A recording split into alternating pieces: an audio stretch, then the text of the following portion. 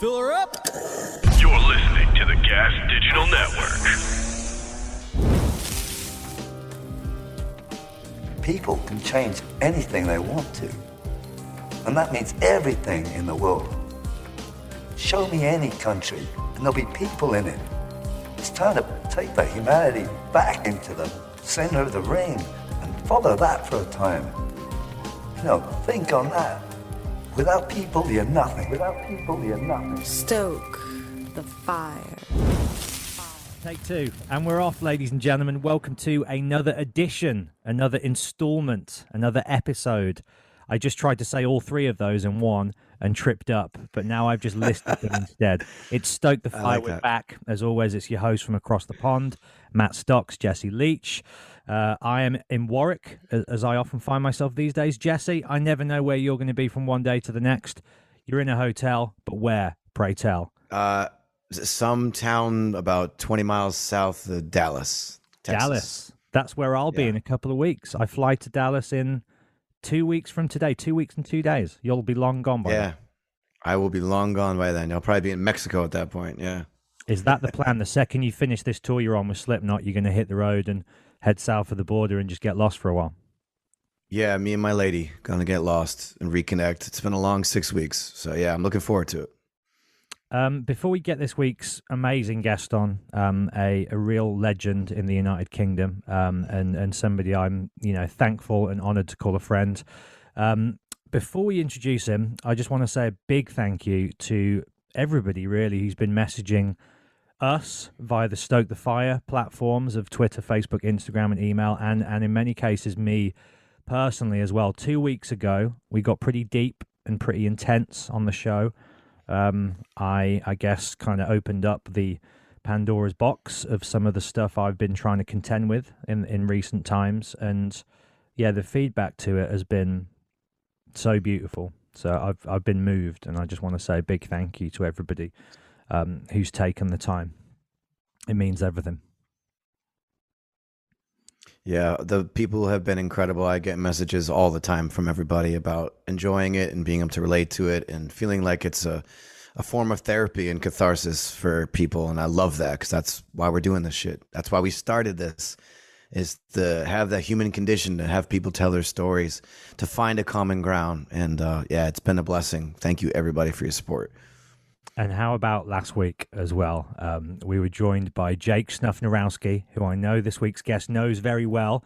I'm sure he'll be able to tell us some Jake stories in a moment. But Jake just blew the roof off it, didn't he, Jesse? What a powerhouse of a conversation. And talk about therapy session. I mean, me and you must have said 2 words for that whole 2-hour episode. It was just Jake kind of holding court and just taking us through the avenues and alleyways of his insanely inspiring and uplifting personal journey of the last few years. It was quite the ride, wasn't it? Yeah, it took me a good day or so to process that one. It's the most tears I've seen in a while, too. It was powerful stuff. And what a genuinely beautiful human being. So yeah, if you haven't seen that episode, go back and prepare yourself for a deep dive and a brave man exposing his struggles. Yeah, it was amazing. Yeah, he's a hero of mine, and as is this man. So without further ado, let's bring him on, ladies and gentlemen. Ginger Wildheart is our guest for this week's episode of Stoke the Fire, and yeah, what an honor it is to have him on the show. Ginger, flip your camera on and join us round the digital metaphorical campfire. Welcome to the show, mate. Hi, how are you? Yeah, good, brother. Cheers to you. All the better. Nice all tea. the better for Nice seeing ginger tea. Yeah. I'm hoping to drink something a little bit stronger at some point, but my producer's editing at the moment, so he's going to be pouring the drinks soon. So I'll join you on some rehydration to start with. That's a good place to start. I'm just only in rehydration at the moment, Ginger. I've made a pact with myself to knock booze on the head, at least for the foreseeable future, and so far so good. Oh, well, it's a brave thing that you're doing, and obviously it's going to be worthwhile for you. And everyone I know who's had issues with alcohol and they've stopped, they've found the kind of life that they never even dreamed of having. So if it is a problem, or it is becoming a problem or an issue or whatever it is, then you're making a very a brave statement there by knocking it on the head and telling people that you've knocked it on the head, which is equally as brave, because then you've got to do it. Yeah. Well, that's kind of why I did it, mate, is I thought if I paint myself into a corner, I told my parents first, then I went on this show and told, the world, at least the portion of the world who listen. And now it's public knowledge. So if I'm out and about having a beer and somebody sees me, I'd like to think they're going to call me on it now and be like, well, you said you weren't going to do that. Busted. Anyway, we've talked enough about my relationship with alcohol. You two, are you strangers? Are you, friends from afar? Have you two ever met or spoken or hung out in any context before this? No, but I definitely know of Ginger. Growing up in the punk and rock and roll community, his name was on the lips of a lot of young people when I was growing up. Just the name Wild Heart, Wild Man, you had a reputation back then of just being kind of like a crazy guy, but a very hyper creative person in your music. And I could go on and on. I think you're an absolute legend. You're a creative force, and I have a ton of respect for you. Thank you very much. Thank you very much. Well, I watched the episode of you. I mean, as much as I'd love to watch more video blogs and podcasts and stuff, life gets in the way. But I did watch the episode with your girlfriend on. Oh yeah. Oh, what a brave concept, not just for her, but for as the show. To talk about a lot of stuff that's still considered taboo. And knowing how much it's going to mean to a lot of people. So I was just like, I've got to get on that show. And I did one of these with Matt a while ago, and it was at the end of a solid day of interviews that started at 9 o'clock. And I think we started talking about 6 o'clock, and my eyes were closing by the time so I don't know how much sense I made. So I'm really, really happy to be here.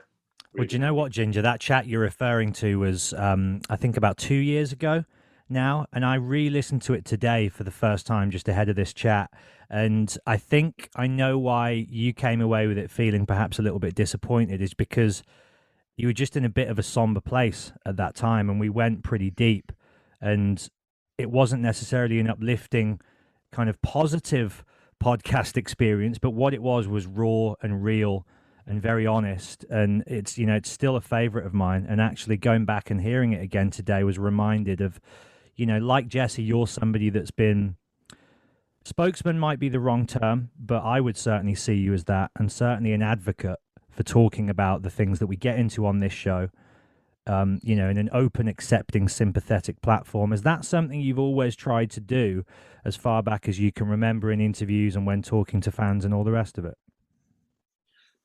Yeah, well, I started getting involved in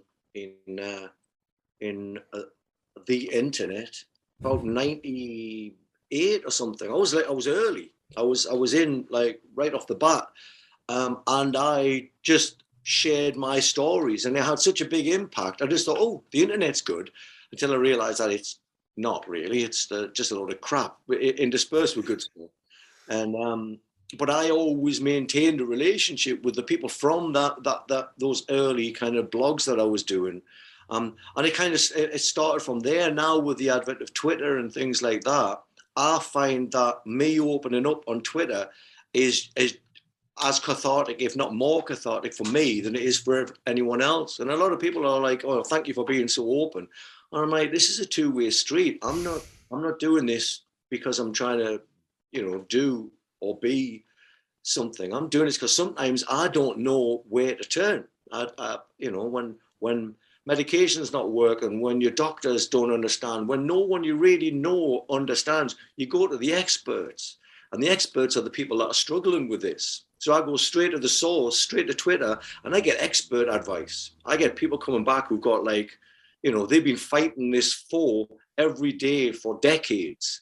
They're the people that you want to talk to when you run out of ideas yourself. So it's a two-way thing.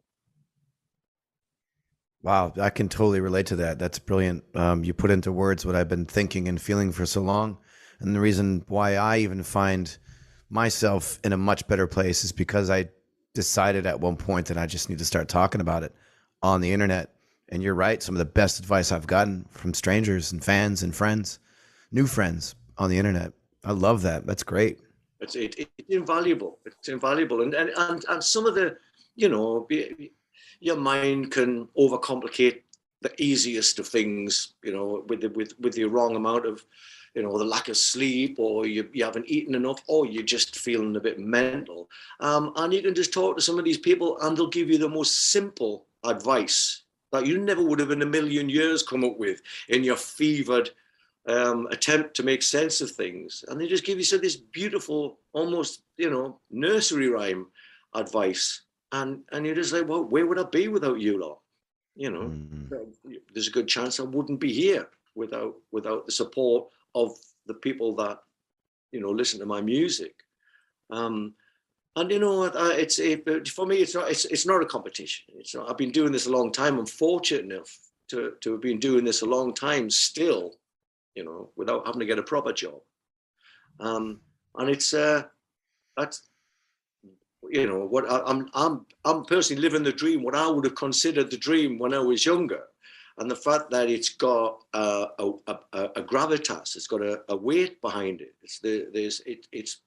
It's doing some emotional work as well as me just, you know, getting to write music.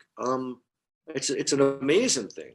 It's an amazing thing. I really do feel very, very fortunate. I get a lot of people saying, well, you know, you're a bit of an underachiever. You could have done this and you could have done that. No, I could have just sold more units for someone in a position of administration behind a desk who doesn't do anything musical.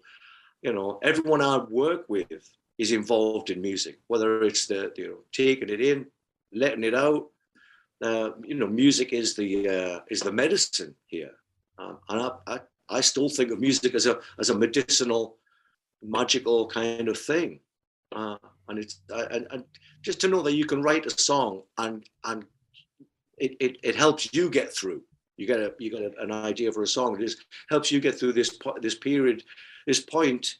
And just be honest with the lyrics, and then it goes out there and you feel better for it. And then, you know, 6 months, a year later, someone else hears the song and says, oh, it had a beneficial effect to me. You're right. This is beyond a hobby. This is beyond a job now. This is like a service or something, you know, without me trying to make it sound like more important than it is.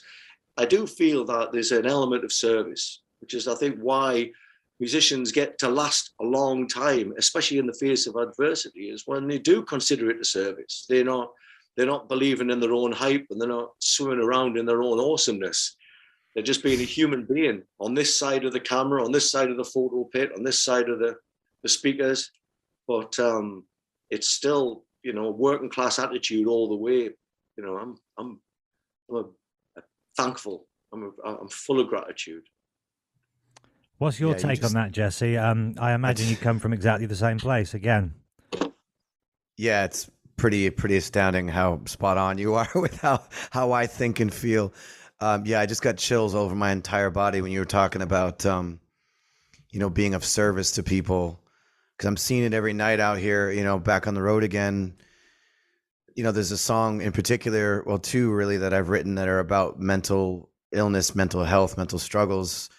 One is called I Am Broken Too, another is called Strength of the Mind. And every night we play those songs, I see this reaction. And some people are crying. Some people are like screaming back at me with just such intensity. And it's like words that I wrote in my darkest times and just needed sort of to not feel alone in the world. And then being able to do this live every single night and physically see that I'm not alone. And there's thousands of people out there that are relating to what I wrote. It is one of the most incredible things ever. And it didn't start out that way for me, you know, as a kid, a young punk. I was just pissed off and never thought of that stuff. And now the only reason I still do this, honestly, I mean, I don't really have anything else either, but because of that connection, and that connection has healed me and continues to like push me forward. And even on like my dark days out here, when I'm missing home, when I'm tired, I'm exhausted, those shows pick me right up. The moment before I go on stage, I might be feeling a ton of things. When I get off that stage, those things are gone. And I just feel like thankful that I get to do this. It's incredible. So well spoken, man. I've just come off a tour, and it's the first tour I've done, like a lot of people, the first tour I've done for a couple of years. And you know, your match fitness drops. You know, just to know that you're mentally prepared is kind of gone. And I've never had that big a break. I've never had a 2-year break in playing since I started playing around about 15, 16 years old. So coming back after 2 years, and I'm on stage, you know, walking towards the stage, just feeling really like out of my depth. And then as soon as you get on stage, that connection, it's the first thing that I forgot and the first thing that I remembered. As soon as I walked on the stage, that connection just plugged me back in. And it didn't matter what I was feeling, didn't matter how tired I was, like you say, just knowing that you've got that connection there. You know, it's one thing, people getting in touch with you online, it's vital. But to see them there, and you're almost, you know, sonically speaking, you're conversing with these people, you're touching these people, and they're letting you know that, you know, you're not just a dancer. You know what I mean? It's like there's something going on. The strength of that blew me away, and I find that that's all that matters now. And I used to carry out, you know, yourself. You get on tour, and there's, you know, someone's not speaking to someone, or there's some dramas going on, and I hate that on stage. And now we only exist for 90 minutes of the day, as far as I'm concerned. That show starts, we're alive. That show ends, everyone can go and do what they want. It doesn't matter. But that I've found a comfort in that 90 minutes that I didn't used to have. Again, the gratitude. I didn't, you know, you do your best. You give 100% of what you can. But I think that it's changed a little bit now. The appreciation for what you do, for what I do, is changed a little bit. I'm more aware of it having an effect, a positive effect with people. And there's nothing more important than that. That's kind of amazing. Yeah, on the same page in the studio in the same way, Ginger, with the Wild Hearts guys. Obviously, when you're on stage, you've got the audience there. You're kind of reminded of how fortunate you are. But in the studio, you can just get lost in the, you know, this needs to be tuned down. Or, I mean, how was the recording process for the last record for you guys as a group after all these years?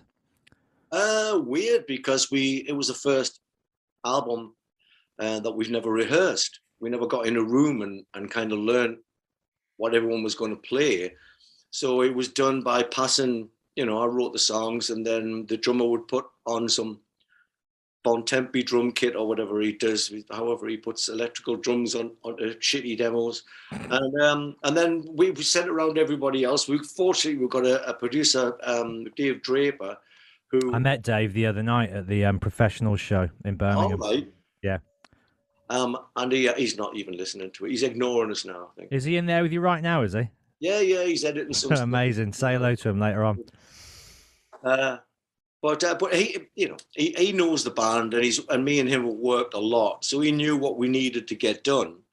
And it was weird. It might have worked, it might not have worked. It was just a case of everyone just coming in and playing what they thought the song needed, without me knowing what they were going to do. And then hearing it all finished, and a bit later on down the line, it was an eye opener. I wouldn't want to do another album like that again, but it sounds a lot more cohesive than it might have done in the wrong hands. So it worked great, but it was a weird way of going about things, not knowing what people are going to play, especially the Wild Hearts. We're not all the same type of person. You know, it's not. We don't all share the same DNA. So I could have went to, you know, someone could have been, you know, approaching it like a hip hop record, another guy who's approaching it like a hardcore punk record. But you know, fortunately we didn't. We all did the job that was needed to do, and it's like I say, it sounds very together. But I prefer that, you know, going into the studio knowing it's going to be good, or knowing that you feel confident about it. I prefer that. Are you friends? Would you say you're friends at this stage? Really? No, I think after all this time, the fact that we're not really friends really goes. It shows one of two things: A, that we're probably never going to be buddies, and B, that we just really like the music. Otherwise, we wouldn't do it, because there's not enough camaraderie in it. And I'm at the age now, I've been doing this for so long, I can't be, I got no time for people that don't support you and don't share the same kind of politics and things like that.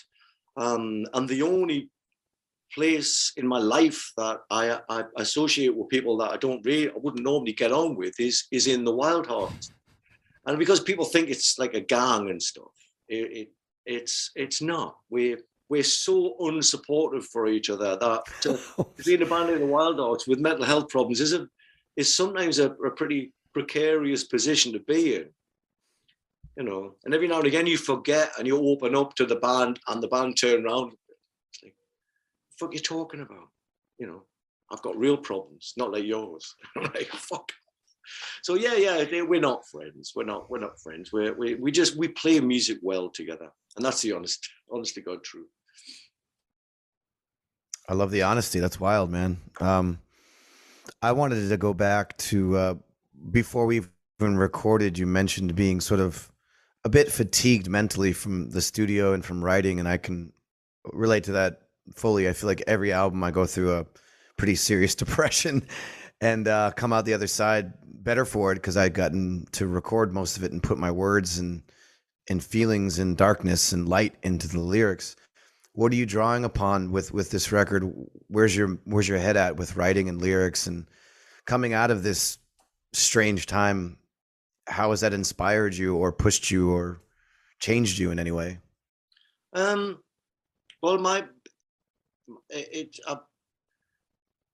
living in England, it's hard not to be inspired to write lyrics, living in a country as fucked up as England.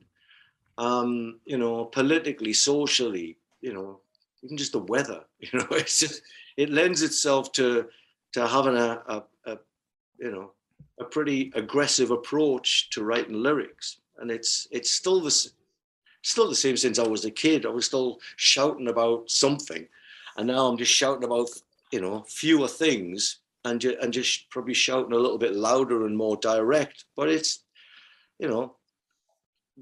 it invariably falls back down to people's intolerance towards each other and the lack of love, the lack of connection, not just in my country, in the whole world.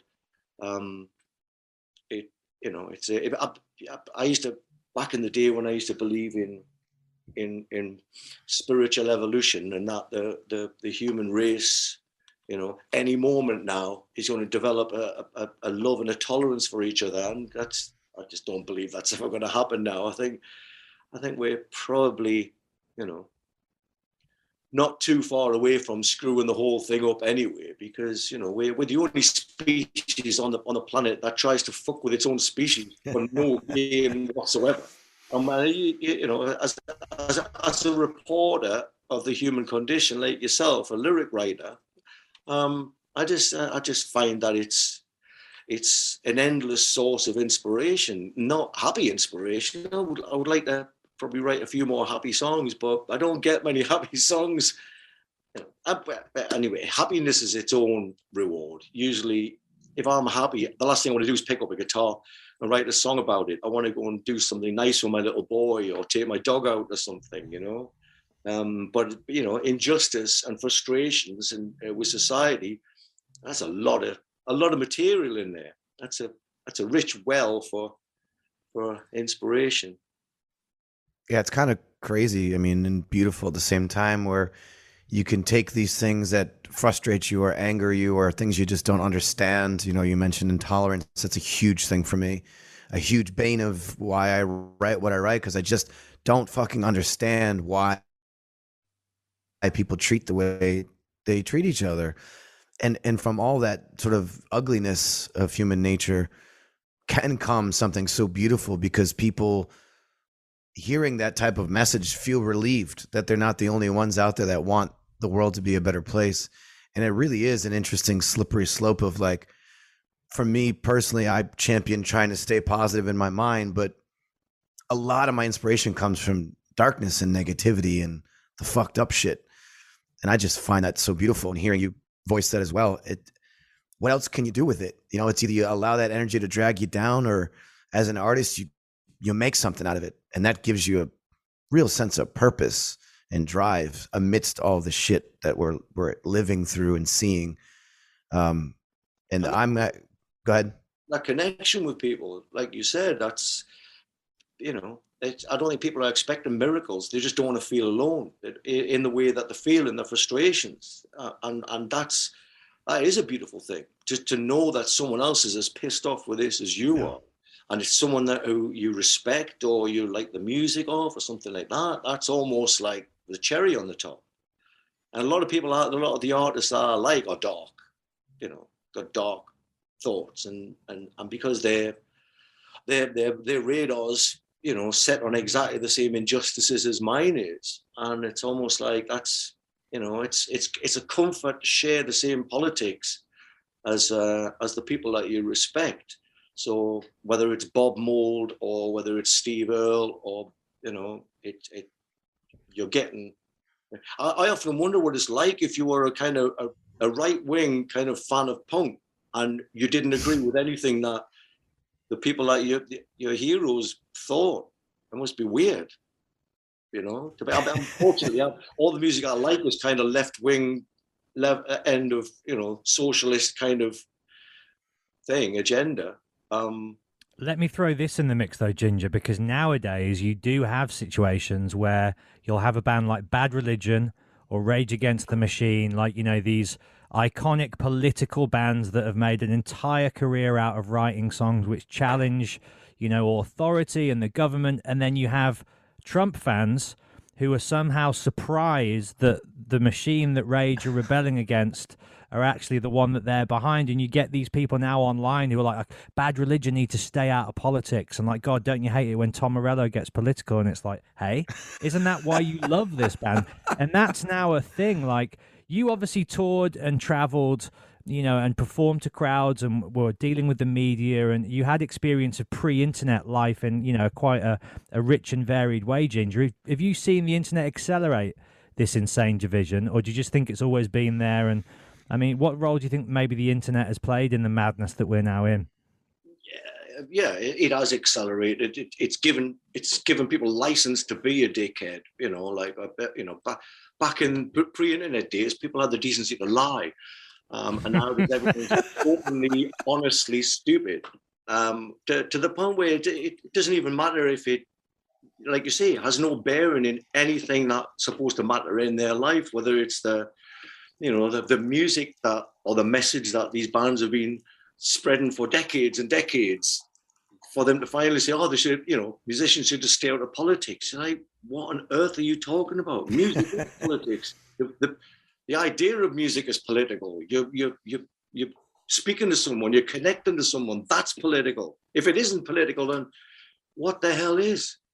You know, and the internet has given rise to this idea that politics is like a competition, like a sport.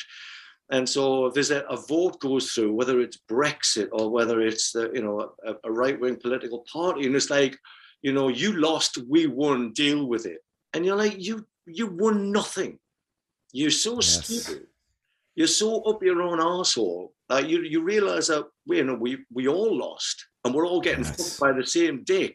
You're just so fucking stupid. You don't fucking even realize. And it must be, sometimes I think it must be a comfort in being stupid. And I wish that I was a little bit less, politically active, or you know, socially, you know, having a conscience. You know, it must be nice to just not give a shit. The peaceful life, right? Yeah. It must be lovely. That must be the draw, right? But musicians should just stay out of politics. Wouldn't it be lovely to think like that? You know, you know.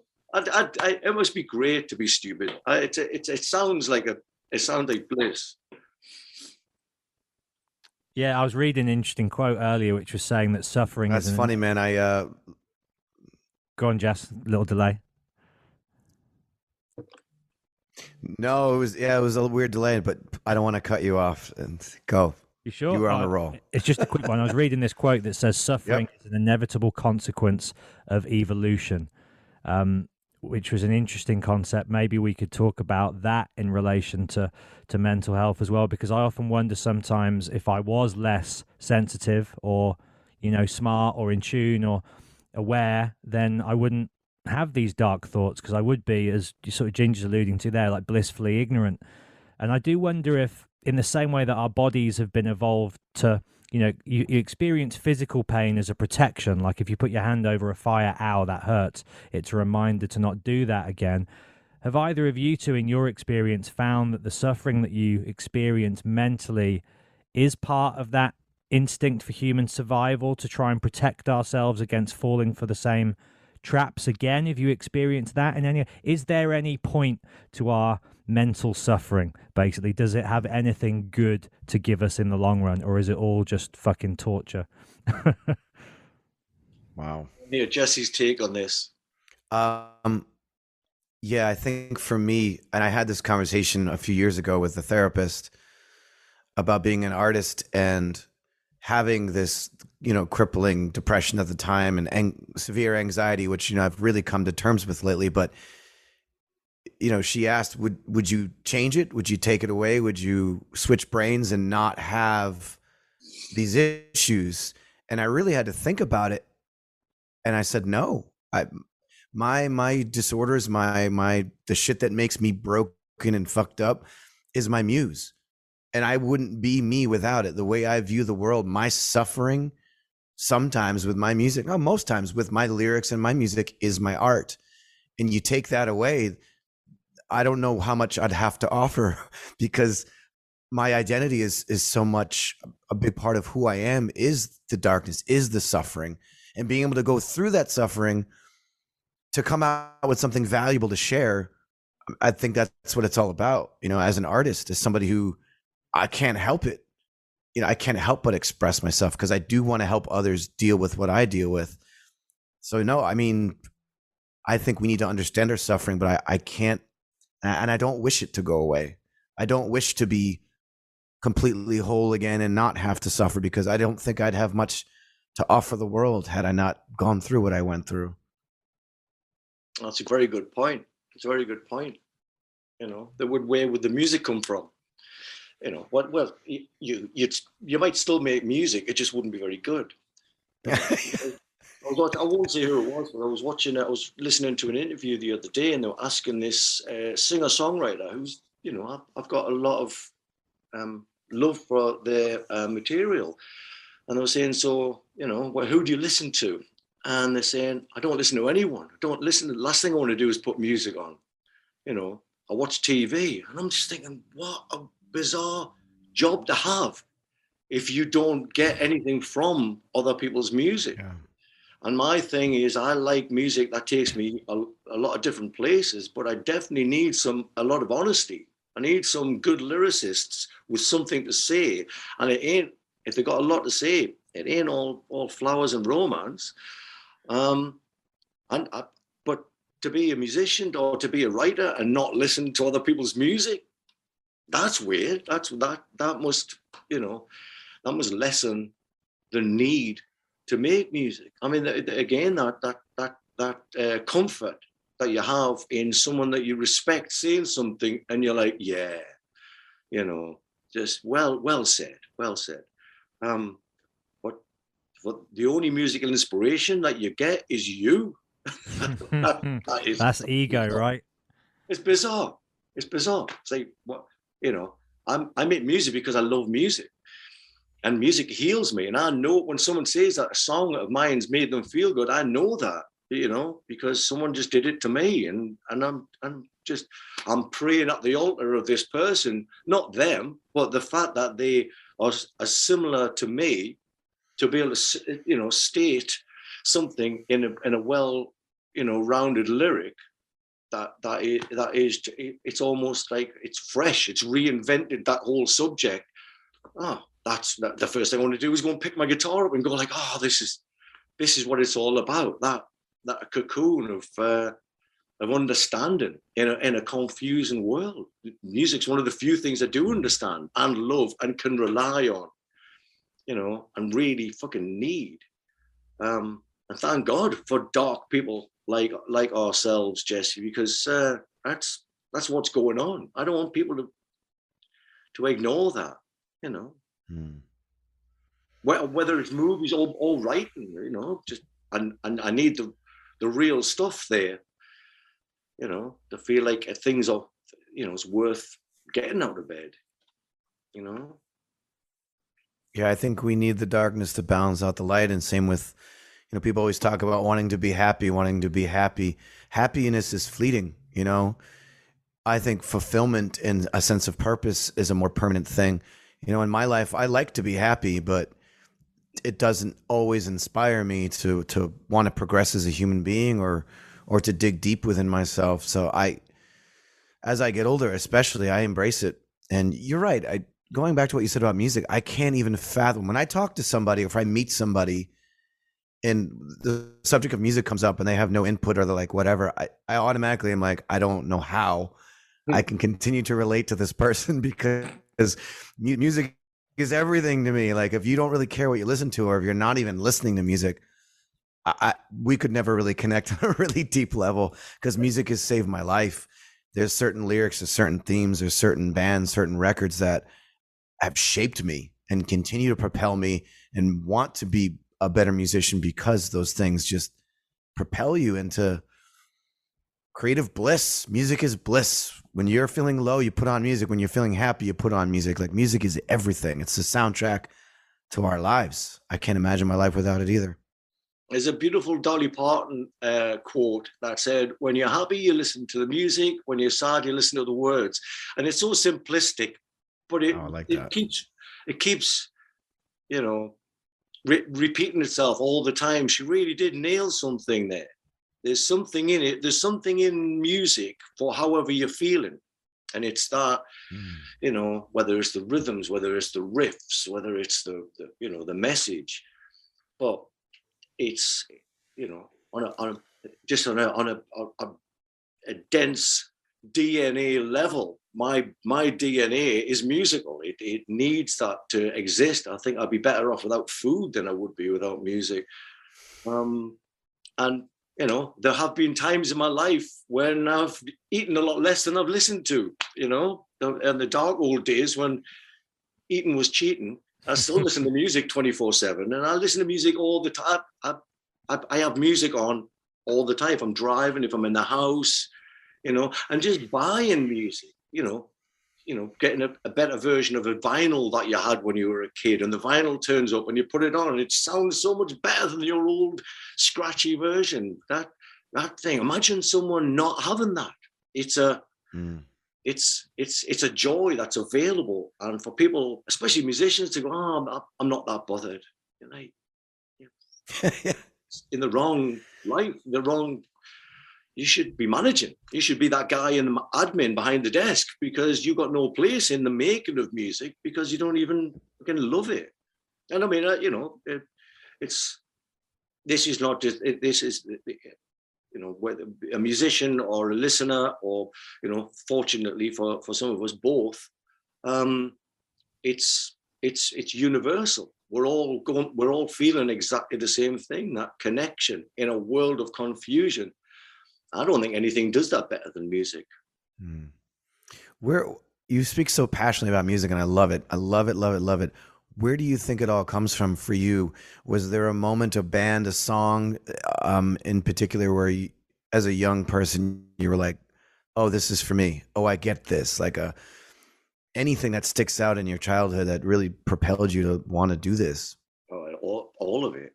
I mean, being a kid and, seeing a picture of Kiss and being like, what is that? What, before even music was a thing, it was almost like they were just like superheroes. But then it was musical, so you bought the record, like, this is great. And then you hear the Ramones and you go, Kiss is not so great anymore. Ramones just changed the whole landscape. And then listening to Overkill by Motorhead for the first time, and just you can't play that fast. No one can play. You can't keep that up for 3 minutes. and then listening to Discharge, who were 3 times faster than Motorhead. Like this, it's been ever since. All the time, music is doing something to me, physically, spiritually, definitely emotionally. It all the time.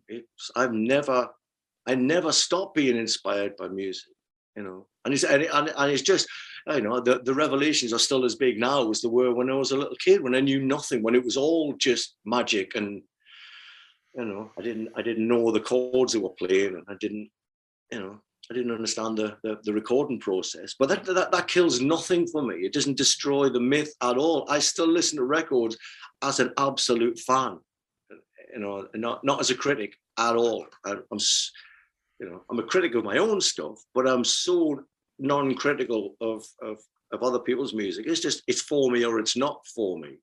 You know. Are you happiest when you're making or playing music, Ginger? Does anything else aside from your kids? Does anything else in this world bring you the kind of solace or peace or joy that music does? I don't like the word happiness. I don't trust it. But that sense of purpose is always more evident when I'm making music. Playing music is that connection that we talked about earlier. There's that instant connection. It's almost like just, you know, reaching out to that many people at the very, very same time, and having a moment like that is, you know, nothing but live music does that. But then there's something about coming up with a song, and just going, I did it again. I only know 5 or 6 chords, and you know, I just wrote my 600th song. How on earth is that possible? And then you write a second song and you go, oh, it's an album. I'm pregnant again with another album. and that thing of it's all going to be all right, just because my guitar just puked out another, you know, the 7 chords rejigged in a different order than the other 500 and odd songs that I've written. It's magic. It confirms everything that I need to believe in. Just to stop myself from running out of purpose, you know, and it's the most beautiful and pure distraction as well. And the great thing about writing music is, you know, it's usually you've been outside, you've seen a few things that have just made you want to lose your shit, and you just come back in the house, lock the door, and just go, just stay away from me, reality, just for a little while. And then the guitar does something, and yeah, it is technically reality, but it's magic. You know, something is happening between you and your relationship with music. And it's the most beautiful distraction. It gets rid of all of those negative feelings. It stops you from doing something silly and ending up in jail. You know, I think it's a win-win, really. Didn't mean that to sound quite that... Well, no, but there has been nights, Ginger, hasn't there? There has been nights, you know, where we do find ourselves in these situations. Jesus, the night of 1,000 cuts, absolutely. And it just seems like the dawn is 1 billion years away. And whatever gets you through that night is, you know, you just got to start clinging on to anything that looks like it's going to float. Wow. You know, so without, you know, I'll tend to listen to music like that. But if you've got something ruminating in you, like a set of lyrics, and you're churning them around trying to find a central message, that is the best way of getting through a bad night that I've ever found. That's such a poetic way to put it.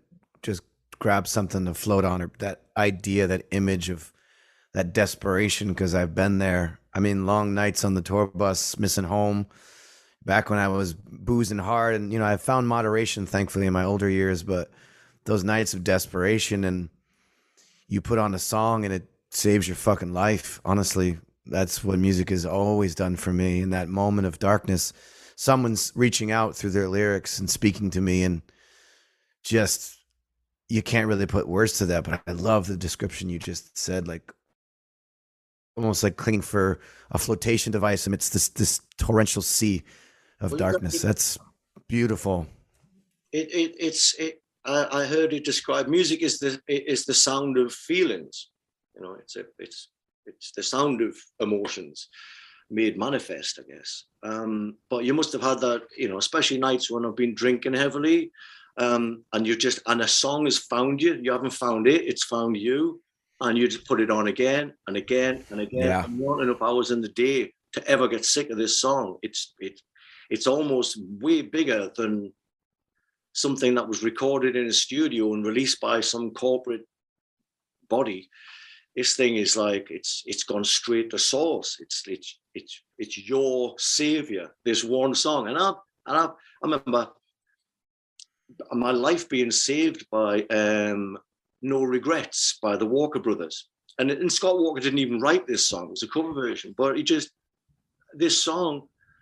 I remember I put it on, and I played it so many times that I was in a hotel somewhere, and the next door neighbors complained, and the police came, and I was told off for playing this song too many times in a row. And I'm just like, you've got to come in. I've got to give you a backstory here. And the left, give me a pat on the shoulder and go, well done. Fuck those people next door. They'll be fine. Are you going to be fine, sir? And I'm like, yeah, it's going to be all right. Thank God to the Walker Brothers. But yeah, those songs or those albums that it reaches you at a point where it's, without that album, things could have just went in a far less productive trajectory. How's Maggie doing, Ginger?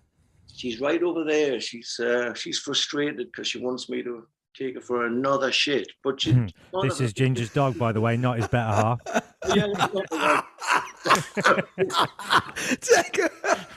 Take me down.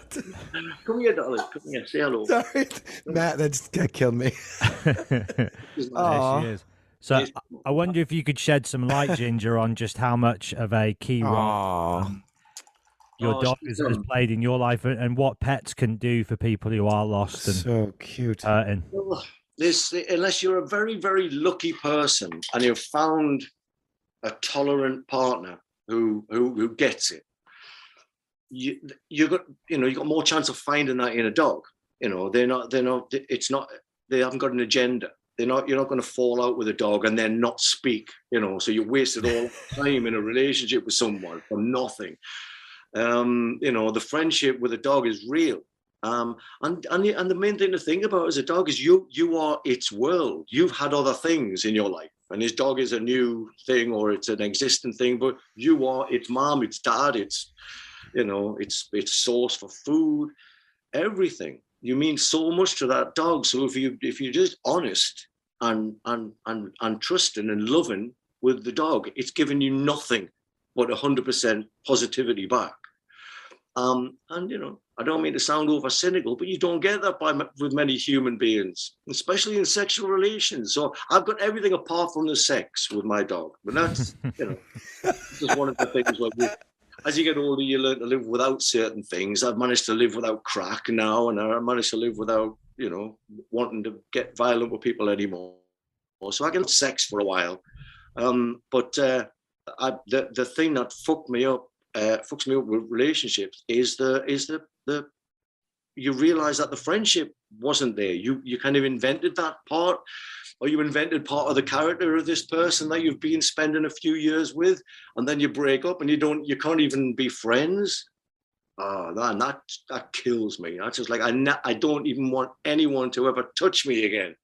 I don't want to get affection with anyone for the rest of my life. It's just me and my dog. And by the time she, bless her, shuffles off this mortal coil, I'll be like nearly 70, and I'll be good with that. I'll probably join her.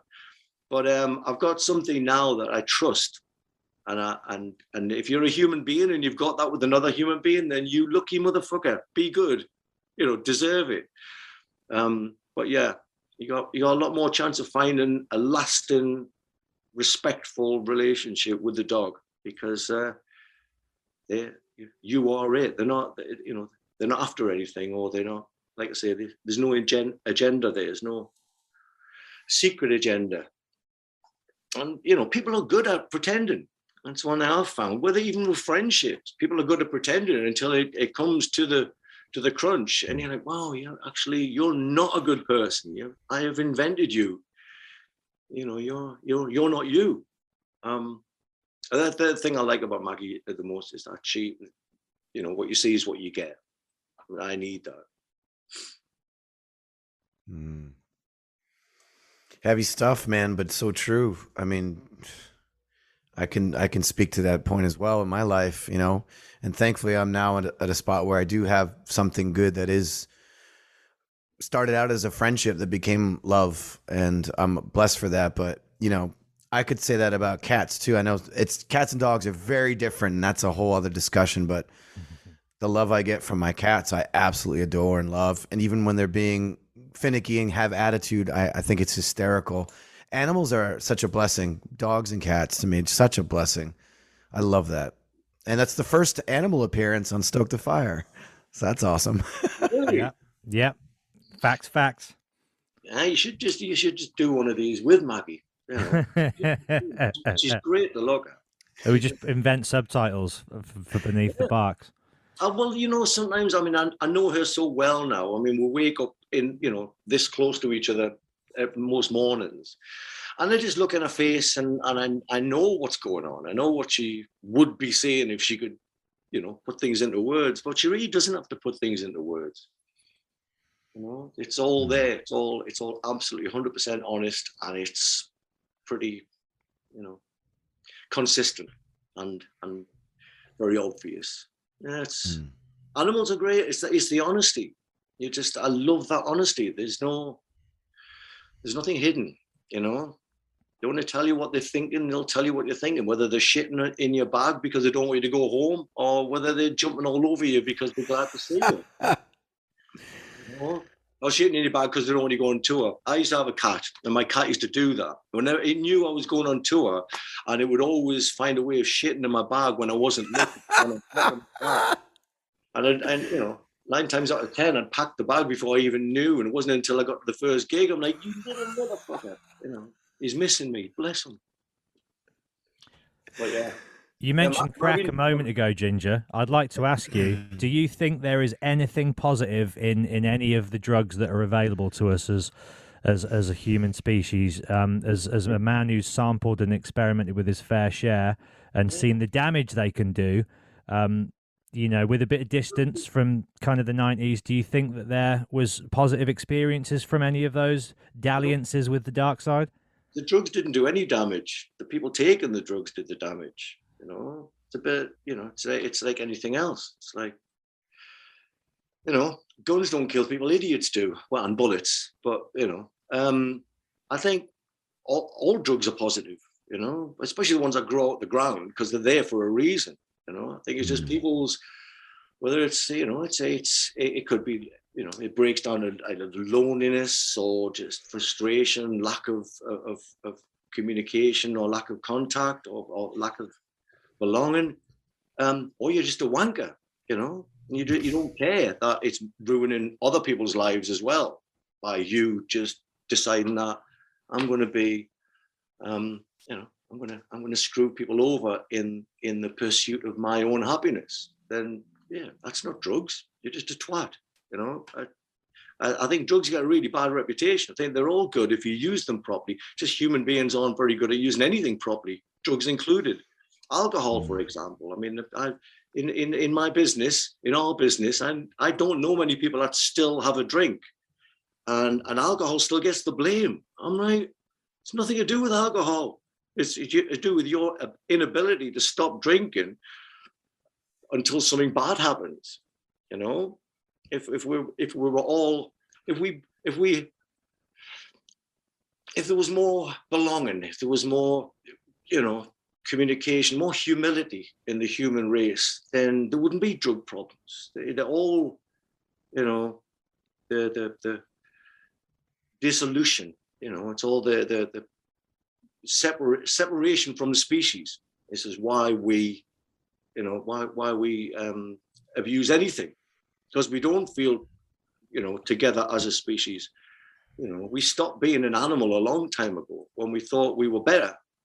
And so, there you go. Give someone with that attitude some drugs, and they're not going to probably do a very good job at taking them. But I think all drugs, are positive.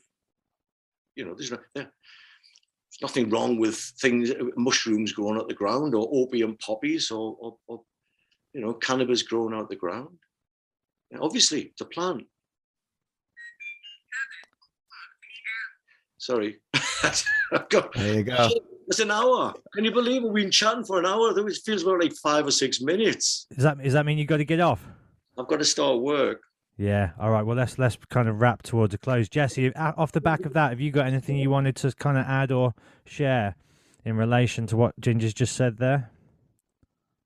Yeah, I completely agree with everything. I honestly, man, I've agreed with every single thing you've said today. It's kind of ridiculous. I feel like I've just been a yes man today, but brilliant. No, it's just that when you find people who think similar to you, like, it just gives you I don't know. I'm kind of losing my words here. I just really enjoyed this, honestly, number one.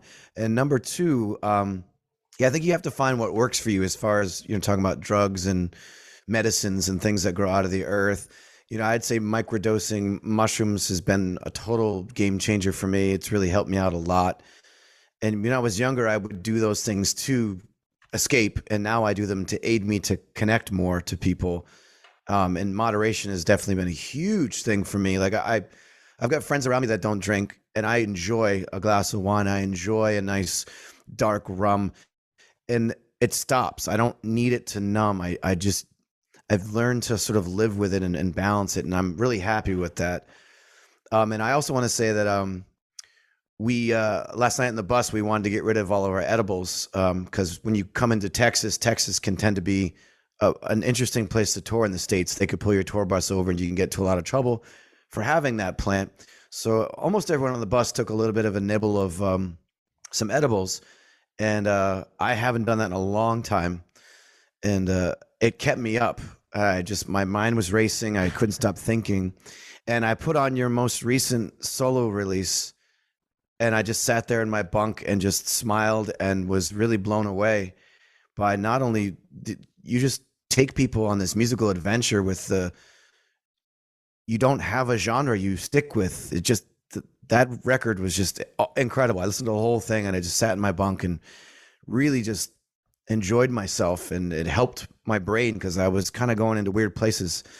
So yeah, I guess it's really all I got to say is I really enjoyed this chat. I think you're a brilliant musician, and I love everything you said today, man. It was brilliant.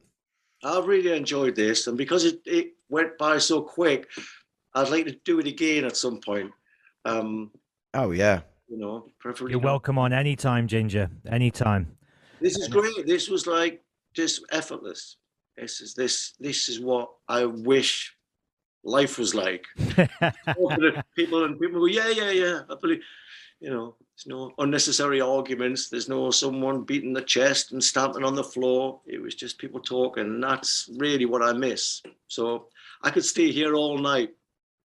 Well, let's throw this at you, Ginger. When Jesse eventually makes it back to the UK, hopefully, if there's time, what we want to look to try and do is perhaps some form of gathering in person with a couple of guests and our listeners, and just find a nice campsite somewhere around a real live fire, play some songs, tell some stories. So if we get to make that happen next year or in the near future, you will be one of the first, if not the very first UK guest that we hit up to come and join us. I've just jumped the gun there, but I'm guessing from everything perfect. Jesse said that he's all over that plan. Absolutely.